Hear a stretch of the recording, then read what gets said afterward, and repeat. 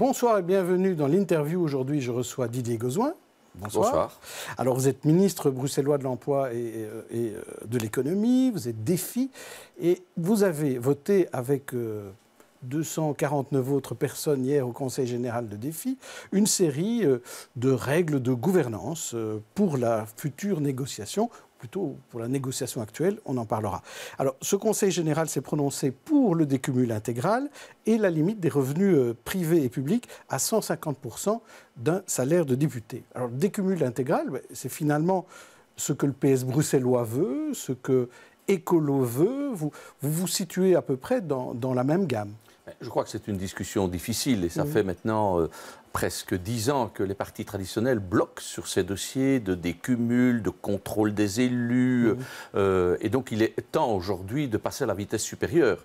On le voit bien, toutes ces affaires montrent qu'on ne doit pas compter sur l'éthique de tous les élus politiques, hélas, puisque certains en arrivent à contourner les règles. Donc aujourd'hui, il faut des dispositions légales pour mieux encadrer le contrôle, l'activité des parlementaires, des bourgmestres, des échevins.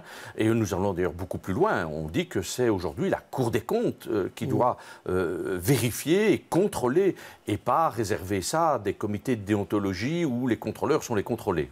Alors, évidemment, c'est une liste de doléances, un peu comme Écolo. Est-ce que ça veut dire que vous allez déjà vous l'appliquer à vous-même, cela ? Nous allons, il faudra négocier des textes légaux.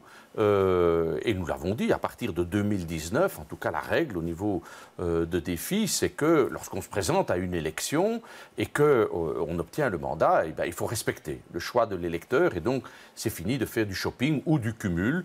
Mais ceci étant, il faut bien entendu se battre pour ce que des dispositions légales soient prises et s'imposent à tous les partis, parce que ce serait trop facile que certains s'exonèrent de leurs responsabilités alors que ce sont eux les fautifs, ce sont eux qui ont fait qu'on jette l'opprobre aujourd'hui sur le politique par des comportements douteux, conflits d'intérêts, aller choper dans la caisse, des jetons faramineux, etc.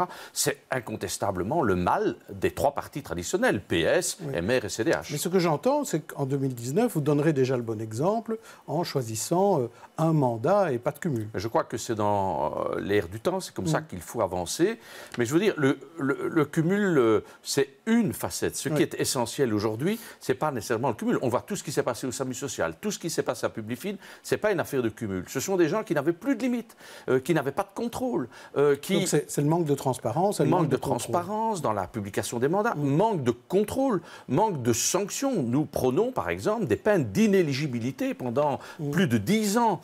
Nous estimons que des gens qui sont dans des procédures d'inculpation, etc., ils doivent faire un pas de côté. Ce n'est plus possible d'avoir en permanence des épées de Damoclès parce qu'il y a des élus à des titres divers qui maintiennent une actualité nauséabonde sur le politique. Si on veut renouer le contact avec le citoyen, eh bien, il faut effectivement qu'il y ait des règles et qu'il y ait des contrôles et qu'il y ait des sanctions. Alors, si on veut renouer avec les citoyens, il faut aussi arriver à réaliser ce qu'on promet. Alors, vous avez cette liste de bonnes intentions, mais vous allez parfois très loin. Vous mettez la barre très haut quand vous dites que vous voulez diminuer le nombre de parlementaires, mais supprimer aussi les groupes linguistiques. Vous savez évidemment que les Flamands ne seront pas d'accord. Alors, est-ce que vous faites toutes ces propositions pour que, finalement, il n'y ait jamais d'accord, ou bien c'est juste une manière de négocier ? Pas du tout. Nous rappelons, en tout cas, ce que nous disons depuis à peu près 25-30 ans. La constitution de groupes linguistiques est une absurdité. Il faut permettre des listes bilingues en région bruxelloise. Et donc, nous le disons ça depuis 30 ans. C'est l'occasion de le rappeler. Et, ma foi, tenter d'enfin faire ouvrir les yeux aux uns et aux autres. Si on veut créer de la cohésion en région bruxelloise, il faut supprimer ces espèces de prérogatives qui existent en région bruxelloise avec des postes privilégiés, des députés qui sont élus avec quelques voix. Il ne faut plus protéger la minorité flamande. Ce n'est pas une question de protection. Faire des listes bilingues obligera au contraire les partis à travailler avec les homologues néerlandophones plutôt que de faire des situations où il y a des statuts différents et je crois que ça n'est pas sain en démocratie. Donc voilà, je crois que la région de Bruxelles, on le voit au niveau des communes, il y a des listes bilingues et ça se passe bien dans les communes. Pourquoi est-ce que ça ne se passerait pas bien au niveau de la région ? Alors pour revenir à votre cas, puisque là vous êtes ministre, mais sinon vous êtes élu député, vous êtes bourgmestre aussi. Donc au moment où il faudra faire le choix de ce cumul, qu'est-ce que vous allez choisir? Parce que vous avez toujours plaidé pour ce cumul, vous trouvez que c'est utile? Je n'ai pas plaidé pour ce cumul. Je trouve que ce cumul, lorsque on a une rectitude, lorsqu'on est correct, lorsqu'on respecte les lieux où on est. Moi, je suis bourgmestre empêché et donc je ne participe plus au collège. Je suis conseiller communal et d'ailleurs, je refuse tout jeton de présence au conseil communal. D'autres, comme Agnette, Prévost, étaient ambigus, ils continuent à présider le conseil communal, à être présents au collège alors que légalement, ils ne peuvent pas y être. Et ce sont toutes ces ambiguïtés qui font que, sinon, la notion de bourgmestre empêché, c'est très clair.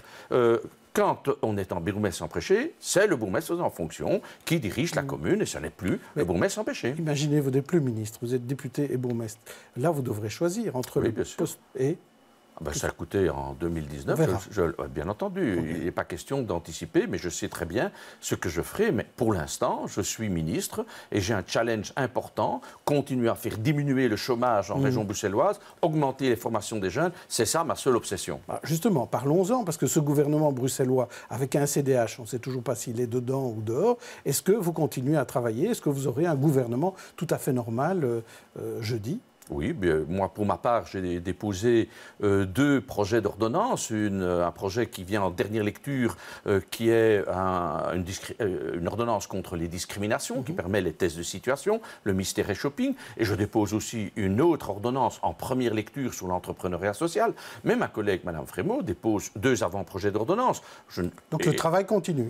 Mais bien entendu, pourquoi est-ce qu'il... D'abord, la notion d'affaires courantes n'existe pas. Il n'y a personne qui est démissionnaire à ce jour. Et puis, nous sommes payés pour travailler, pas pour faire des petits jeux politiques. Oui, alors pourquoi tout le monde a crié alors quand le CDH a retiré la prise? Mais parce que c'est un jeu politique. Parce que c'est un jeu politique, et quand on fait un contrat, on assume ce contrat. Alors on peut estimer que des partenaires ont failli dans leur comportement. C'est vrai qu'au niveau du PS, il y a à redire, mais enfin il y a beaucoup à redire aussi au niveau du MR et du CDH.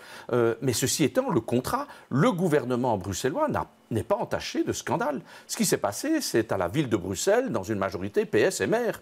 C'est là où ça a chipoté, c'est là où on a mis les doigts dans les pots de confiture, et pas au gouvernement bruxellois. Alors nous avons un mandat, moi j'ai été élu pour faire diminuer le chômage, pour booster les formations, et je ne veux pas être distrait par des jeux politiciens.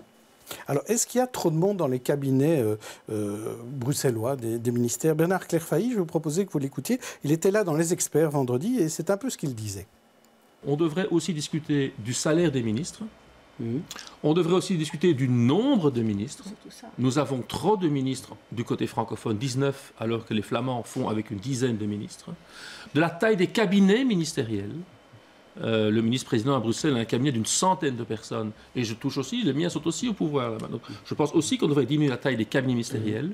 Alors, qu'est-ce que vous en pensez? Est-ce que les cabinets ministériels bruxellois sont trop nombreux? Il est exact que sous la précédente législature, les 2 dernières législatures, il y a eu une augmentation importante des cabinets. Par exemple, on a aligné les secrétaires d'État sous les postes, les cabinets des ministres. Mais moi, j'ai aucun problème par rapport à ça. Vous savez, moi, mon schéma idéal, c'est le schéma anglais où il y a un mini-cabinet et on travaille avec les administrations. Vous pourrez interroger d'ailleurs mes administrations. Moi, je suis quelqu'un qui délègue aux administrations et qui leur confie un certain nombre de missions. Donc, je n'ai aucun problème de changer la structure de fonctionnement et d'amaigrir les cabinets. Mais c'est vrai qu'ils ont été gonflés sous les précédentes législatures. Assez curieusement, c'était des majorités PS, CDH, écolo. Sans défi. Voilà. Alors, on va parler de numérisation parce que vous avez révélé quelques chiffres aujourd'hui qui sont quand même assez forts. Il y a 2000 entreprises actives à Bruxelles dans les technologies de l'information et de la communication. Ça pèse assez lourd en termes de produits intérieurs bruts bruxellois. On parle de plus de 5 milliards, c'est important. Près de 32 000 emplois pour l'industrie technologique à Bruxelles. C'est vraiment important, mais est-ce que c'est vraiment porteur d'emplois futurs? Oui, c'est porteur d'emploi parce que la digitalisation va complètement changé le paysage de l'emploi et le paysage économique. Et donc il faut être en pointe là-dedans. Et heureusement, Bruxelles, vous devez savoir que 60% des entreprises, des start-up dans ce secteur de la numérisation, de la digitalisation sont bruxelloises. Donc 60% des start-up belges sont bruxelloises. Nous avons un rapport par rapport à notre PIB de 7,6% alors qu'il est de 1,2% en Wallonie. Donc incontestablement, c'est une économie urbaine que nous devons développer parce que c'est précisément dans les grandes villes, dans les métropoles, proximité des universités, les clusters entre entreprises qui se créent, qui favorisent, je dirais, l'innovation technologique et qui favorisent le développement de cette économie qui est l'économie de demain. Est-ce qu'il faut mettre de l'argent sur la table pour les aider à ces start-up? Parce que, en fait, c'est comme ça qu'elles fonctionnent. Elles essayent de recueillir de l'argent pour grandir. De recueillir de l'argent, de recueillir de l'accompagnement. Accompagner des entrepreneurs est essentiel pour qu'ils mènent ce projet. C'est la raison pour laquelle aujourd'hui, d'ailleurs, je lance un appel à projet doté de 400 000 € pour faire émerger ces nouvelles idées, ces nouvelles tendances, ces nouveaux projets. Et chaque année, d'ailleurs, je ferai ces appels à projets pour faire naître de nouvelles dynamiques. Et je crois que c'est cette notion de naissance spontanée que l'on doit encourager dans une économie comme la nôtre à Bruxelles. Vous devriez peut-être subsidier une start-up qui arriverait à rapprocher le politique du citoyen et le citoyen du politique. S'il y avait l'application pour éviter les comportements douteux de certains politiques, j'opte tout de suite. Mais hélas, je crois qu'on ne changera jamais la nature de certains. Alors, juste pour terminer, est-ce que vous êtes comme Emmanuel Macron? Est-ce que vous croyez que l'avenir d'une région passe par les start-up? Je crois en tout cas que en région bruxelloise, l'avenir passe par les petites entreprises. On dit souvent qu'il y a des entreprises qui nous quittent. C'est vrai, lorsqu'une entreprise devient mature, elle cherche des locaux, des espaces. Ce n'est pas toujours possible en ville. Mais si nous pouvons être le laboratoire de l'économie de demain, moi, je n'ai aucun problème que de voir des entreprises bruxelloises aller en Flandre, aller en Wallonie. Si le niveau de régénérescence est fort en région bruxelloise, eh bien, c'est l'avenir économique, je dirais, de toute notre Interland que nous protégeons ce faisant. Merci Didier Gauzoin. Demain, je recevrai Benoît Serex. D'ici là, bonne soirée à tous.